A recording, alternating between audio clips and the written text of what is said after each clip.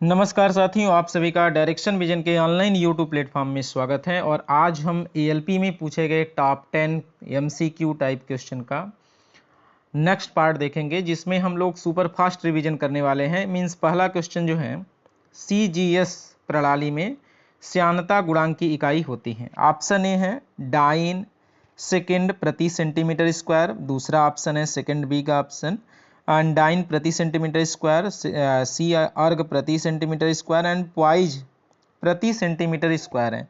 तो first of all आप जानते हैं श्यानता जो होता है एक फ्लूइड की प्रॉपर्टी होता है जो द्रव के मतलब द्रव्य के बीच कार्य करता है।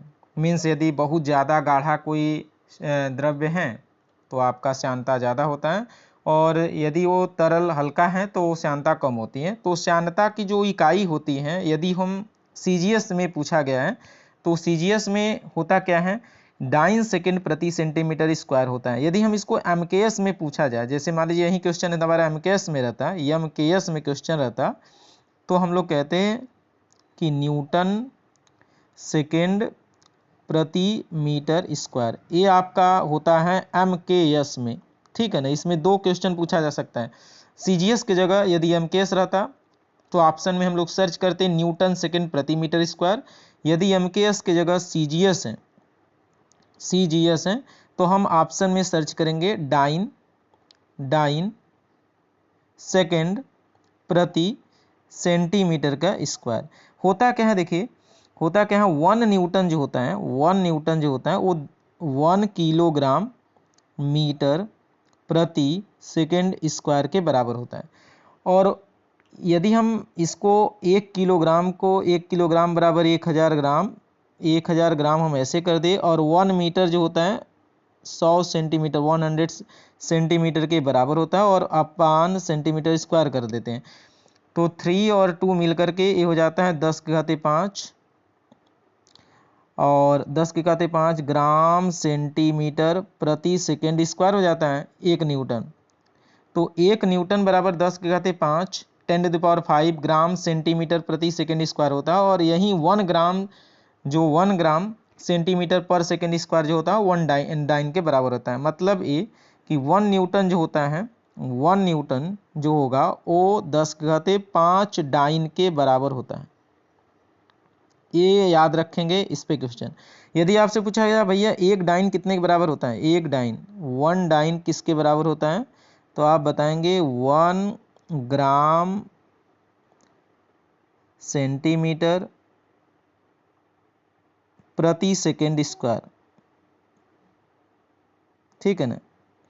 1 ग्राम ऐसे 1 किलोग्राम पर सेकेंड स्क्वायर होता है, ऐसे 1 किलोग्राम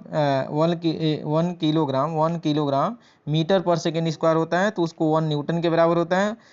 और यदि 1 डाइन होता है तो 1 ग्राम सेंटीमीटर पर सेकेंड स्क्वायर होता है, ठीक है ना। तो इस पे कई क्वेश्चन 4-5 क्वेश्चन आप समझ में आ गया होगा, लेकिन इसका आंसर जो होता है ऑप्शन ए सही होगा, ठीक है। हम लोग सुपर फास्ट रिवीजन करने वाले, इसलिए बहुत ज़्यादा डिटेल इसमें हम डिस्कस नहीं करेंगे, चूंकि डिटेल का पूरा जो डिटेल हम डिस्कस करने किए हैं वो 1 लाइनर है। एएलपी का या बहुत जितने भी कम्पिटेटिव एग्जाम आते हैं उन सभी का 1 लाइनर हम एक्सप्लेनेशन के साथ अपने डायरेक्शन विजन पर किए हैं। और यदि आप नहीं देख पाए हैं तो आप वहाँ पर जाएंगे, क्या कहते हैं, प्लेलिस्ट में, और प्लेलिस्ट से आप 1 लाइनर का कॉन्सेप्ट देखेंगे और पूरा डिटेल के साथ आपको मिल जाएगा, ठीक। क्वेश्चन नंबर 2 हम लोग डिस्कस करते हैं इसका। करा साइन बार का प्रयोग किया जाता है होल का व्यास मापने में, टेपर जॉब का कोण मापने में, ड्रिलिंग के लिए जॉब की लेवलिंग करने में, थ्रेड का प्रोफाइल चेक करने में, ठीक है ना। कह रहा टेपर जॉब का, जो टेपर होता है उस कोई जॉब है उसका टेपर का कोण ज्ञात करना होता है, तो वहाँ पर हम साइन बार का प्रयोग करते हैं। ये मेजरिंग इंस्ट्रूमेंट में यानी मेट्रोलॉजी लैब में आप देखे होंगे साइन बार। तो साइन बार का प्रयोग कहाँ करते हैं, आंसर इसका बी सही हो जाएगा। ओके, आगे बढ़ते हैं हम लोग क्वेश्चन नंबर 3 की तरफ। साइन बार का साइज लिया जाता है, साइन बार का जो साइज होता है डॉट से लिया जाता है। देखिए ये भी एएलपी 2003 का क्वेश्चन है। आप कहेंगे कि सर यदि आपसे जैसे 2-3 क्वेश्चन 2003 में ही पूछा मिलेगा नीचे, तो समझ जाएंगे कि आपका अलग अलग जोन में 2003 में ही पूछा गया है, लेकिन अलग अलग जोन में है, तो हमने जोन वाइज यहाँ पर नहीं डिटेल दिया हूँ, बस मैं एएलपी लिखा हूँ कि कौन से सन में एएलपी में क्वेश्चन आया गया है। तो साइन बार की जो साइज से डॉट डॉट लिया जाता है दोनों रोलर के केंद्रों के बीच की दूरी। ऑप्शन यानी कि बी हो जाएगा, बी आंसर सही होगा क्वेश्चन नंबर तीसरा का। क्वेश्चन नंबर चौथा का sine bar dot dot dot सिद्धांत पर कार्य करता है, बड़ा इंपॉर्टेंट है, एलपी 2007 का क्वेश्चन है। साइन बार का सिद्धांत कार्य करता है, किस पे करता है? त्रिकोणमिति के सिद्धांत पर, बीजगणितीय के सिद्धांत पर, ज्यामिति के सिद्धांत पर, उपरोक्त में से कोई नहीं। तो साइन बार का सिद्धांत जो होता है त्रिकोणमिति के सिद्धांत पर कार्य करता है, जैसे साइन थीटा बराबर लंब बटे कर्ण करते हैं, उसी के सिद्धांत पर साइन बार का प्रयोग होता है, कुछ इस प्रकार से, ठीक है ना। ये आपका हाइट होता है, ये रोलर के केंद्रों के बीच की दूरी, यदि ये एच है ये एल है तो साइन ऑफ थीटा बराबर, ठीक है ना, तो ये आपका ये निकाल सकते हैं। कुल मिलाकर के त्रिकोणमिति के सिद्धांत पर कार्य करता है। ओके, तो आंसर जो होगा चौथा का बी हो जाएगा। नेक्स्ट क्वेश्चन नंबर 5वें का देखेंगे। किस कोण यानी एंगल की जांच ट्राई स्क्वायर का प्रयोग करके की जा सकती है? ट्राई स्क्वायर नाम समझेंगे, जो दो भुजा आपस में 90 डिग्री पर होता है। जाहिर सी बात है कि हम 90 डिग्री के कोण को चेक किया जाता है। हालांकि ऑप्शन में 90, 30, 60, 40 दिया है। आंसर जो इसका होगा वो आंसर कितना होगा? आंसर 90 डिग्री हम लोग इसको क्लियर करेंगे। आगे क्वेश्चन नंबर 6 का साइन बार में सुराखों का उद्देश्य, बड़ा ही अच्छा क्वेश्चन है। सुंदरता के लिए, भार कम करना, वर्क पीस को क्लैंप करना, उपरोक्त सभी। आप सभी कमेंट करके बताएंगे।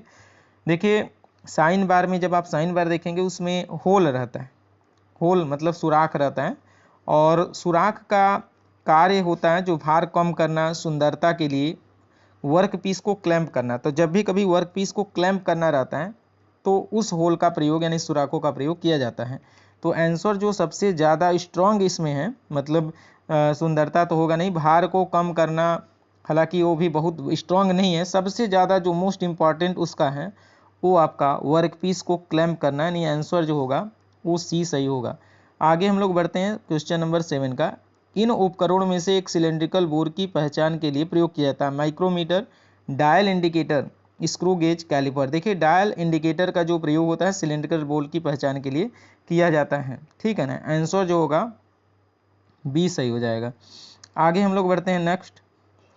कोणों को मापने के लिए निम्न में से किस उपकरण का प्रयोग नहीं किया जाता है? कोणों को मापने के लिए देखिए ध्यान देंगे, कभी कभी क्या होता है कि ऐसे क्वेश्चन को जैसे पढ़ा जाए, कोणों को मापने के लिए निम्न में किस उपकरण ने, अब आप आराम से देखिए क्लिनोमीटर, बेबल प्रोट्रैक्टर, ठीक है, दो ठो पढ़े और देखेंगे कि दोनों मिल रहा है। तो आप ध्यान देंगे कि अब यहाँ पूछा गया है कि कौन उपयोग नहीं किया जाता है, तो सब का किया जाता होगा, एक ऐसे इसमें आंसर होंगे जिसका प्रयोग नहीं किया जाता है। तो क्लिनोमीटर का प्रयोग करते हैं, बेबल प्रोटेक्टर का प्रयोग, प्रोटेक्टर हेड का प्रयोग करते हैं, ऑप्टिकल फ्लैट्स का प्रयोग नहीं करते हैं, इसलिए आंसर जो होगा वो सी सही हो जाएगा। कोणों को मापने के लिए ऑप्टिकल फ्लैट्स का प्रयोग नहीं करते हैं। आगे बढ़ते हैं क्वेश्चन नंबर 9। निम्न में से कौन सा एक सदिश राशि है? निम्न में से कौन सा एक सदिश राशि है? देखिए सदिश राशि यानी कि सभी जिसमें हम दिशा और परिमाण दोनों की आवश्यकता, मैग्नीट्यूड और डायरेक्शन दोनों की आवश्यकता होती है, वही सदिश राशि होती है। जैसे संवेग हुआ, ठीक है ना, ऊर्जा, दाब और कार्य, ये सभी एक अदिश राशि है। संवेग में केवल दिशा की आवश्यकता होती है, बाकी किसी में आवश्यकता नहीं होता, इसलिए आंसर जो होगा 9 का आंसर जो संवेग है, कौन सा इसमें एक सदिश राशि है? तो आपका संवेग जो होगा आंसर 9 का ए आपका आंसर सही होगा। ओके, आगे बढ़ते हैं। देखिए निम्नलिखित में से कौन सी राशि सदिश नहीं है? देखिए विस्थापन भी हैं, बल भी हैं, वेग भी है, यानी इसमें सभी में दिशा की आवश्यकता होती है। दूरी आपका सदिश नहीं है, ठीक है ना। बल सदिश राशि है, बल कभी लिखा जाता है उसमें हम वेक्टर का साइन, इनमें डायरेक्शन दिया जाता है कि भाई मैग्नीट्यूड है, डायरेक्शन है, लाइन ऑफ एक्शन है, पॉइंट है आदि हैं। वेग को भी एक निश्चित डायरेक्शन की आवश्यकता होती है। वॉल्यूम एक कोई डायरेक्शन का निश्चित नहीं होता है, उसमें सिर्फ हमारा मैग्नीट्यूड की आवश्यकता होती है, इसलिए वॉल्यूम जो होगा वो वेक्टर नहीं है। तो क्वेश्चन नंबर 10 का जो होगा वो डी सही होगा। तो जो एएलपी में क्वेश्चन जो पूछे गए हैं, 10 क्वेश्चन जो एएलपी में पूछा गया है, हम लोग मेजरमेंट एंड मेजरिंग इंस्ट्रूमेंट का जो टॉप 10 क्वेश्चन रिवीजन किए हैं, और हमने प्रयास किया कि 10 क्वेश्चन लगभग 10 मिनट्स में ही सॉल्यूशन आपको एक्सप्लेनेशन के साथ कर दिया जाए, और आगे भी अगला पार्ट हम फिर मेजरमेंट एंड मेजरिंग इंस्ट्रूमेंट से ही अगला 10 क्वेश्चन लाएंगे जो एएलपी में ही पूछा गया है। और आप कहीं नहीं जाएंगे, हमारे डायरेक्शन विजन के साथ आप बने रहिए। आप सभी का बहुत बहुत धन्यवाद।